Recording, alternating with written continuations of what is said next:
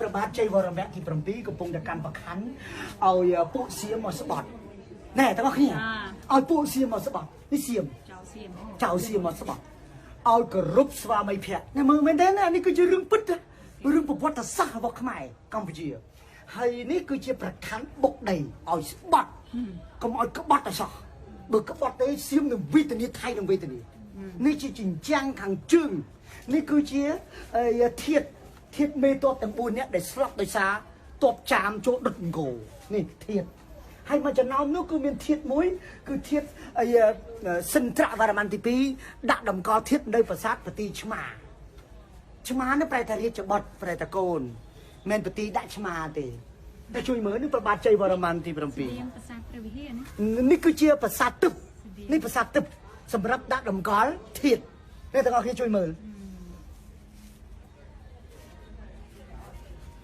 ហើយនោះគឺជាអគ្គមហេសីជាក្រេស្នែង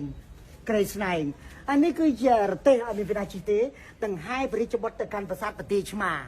តែពីនេះ120គីឡូបើជិះតាមផ្លូវវាង160គីឡូទៅដល់ស្រុកថ្មពួកខេត្តបន្ទាយមានជ័យបោះជួយមើលនេះដំរីអត់មានមនុស្សជិះទេ